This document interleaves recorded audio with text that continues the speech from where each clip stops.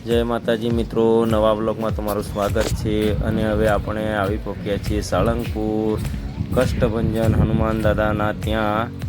તો હવે આપણે કષ્ટભંજન દાદાના દર્શન માટે મંદિરમાં જઈશું। તો હવે અહીંયાથી થોડું ચાલવું પડશે।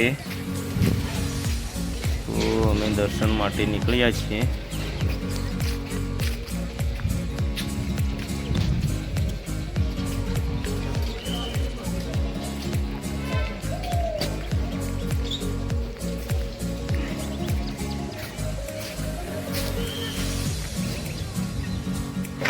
ચાલો મિત્રો, હવે આપણે મંદિરના ગેટ આગળ આવી પહોંચ્યા છીએ। તો હવે જઈશું આપણે મંદિરમાં દર્શન માટે।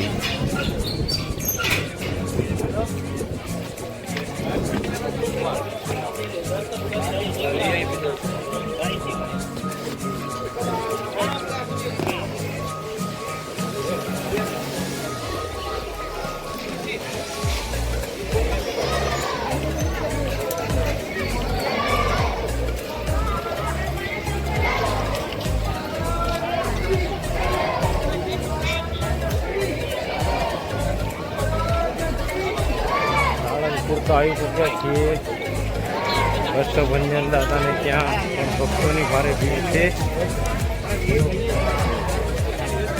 તો આપણે જઈ શકીશું અને હવે દર્શન માટે અંદર લાઈનમાં જઈશું।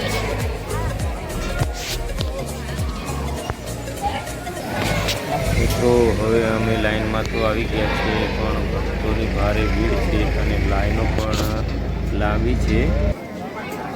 આમ તો શનિવારે તો ભીડ હોય જ છે, પણ અમે ગુરુવારે આવીએ તો પણ શનિવારની જેમ ભક્તોની ભારે ભીડ હોય છે। અને મંગળવારે મંગળ આરતી માટે પણ ભક્તો ભારે હોય છે, જેથી પણ દર્શન માટે લાઈનો લાંબી લાગતી હોય છે। અને ભક્તો ખૂબ શ્રદ્ધાથી અને જે પણ કોઈ એમની ઈચ્છા હોય તેઓ મંગળવાર અને શનિવાર તો ફરજિયાત આવે છે।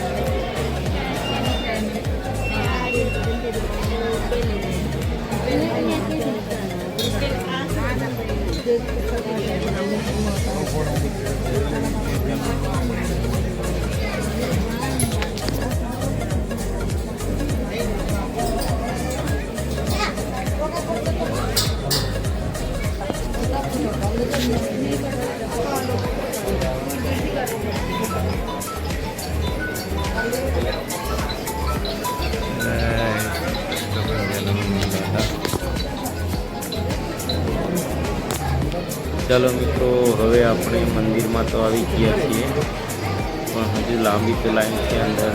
તો દર્શન માટે થોડો સમય લેશે, જેથી આપણે લાઈનમાં આગળ ચાલીશું કષ્ટભંજન દાદાના દર્શન માટે। શાંતિથી લાઈનમાં ચાલવું પડે છે, શાંતિથી થાય છે। અંદરનો નજારો તો જોઈ લઈશું।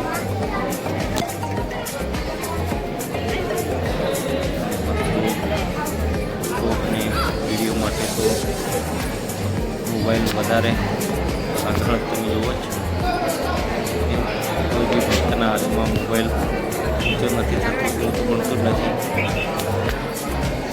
તેથી પોતાના મોબાઈલ ઊંચા કરી વિડીયો ફરજિયાત પાડે છે। તમે પણ જોઈ શકો છો તમારી રીતે સમક્ષ।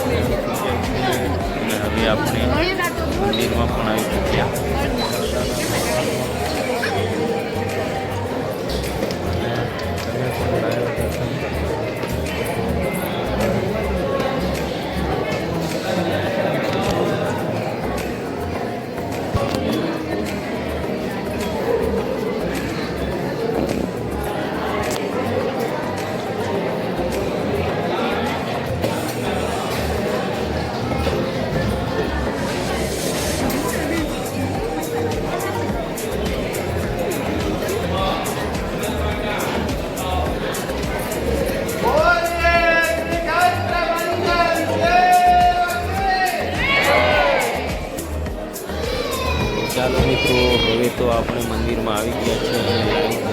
કરીશું અને તમે પણ લાઈવ દર્શન કરી લો મિત્રો અને હું પણ દર્શન કરી લઉં.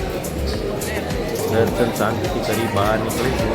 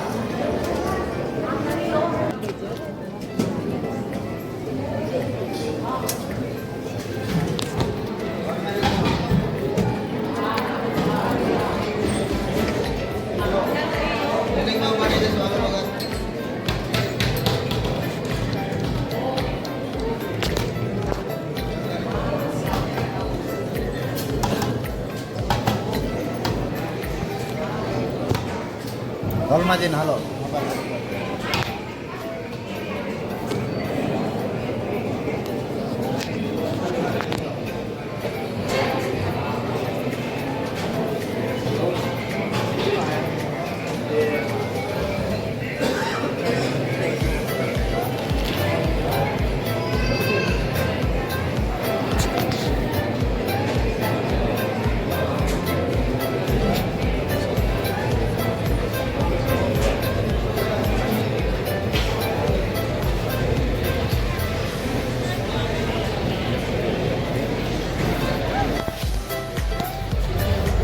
ચાલો મિત્રો, હવે આપણે મંદિરના ગેટની બહાર આવી ગયા છીએ.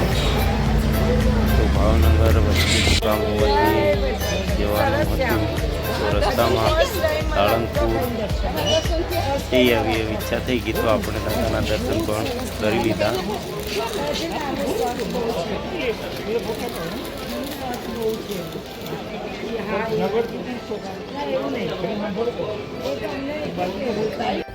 મિત્રો, કષ્ટભંજન દાદાની એવી એક મોટી મૂર્તિ પણ મૂકવામાં આવેલી છે અને બંને સાઈડો બગીચાનું પણ સુપર બેસ્ટ આયોજન છે. અને તમે પણ જોઈ શકો છો કે આજુબાજુ બગીચા અને સેલ્ફી પોઈન્ટ પણ મૂકવામાં આવેલા છે અને બધાઓના માટે રહેવાની વ્યવસ્થા પણ અને જમવાની પણ વ્યવસ્થા કરવામાં આવી છે.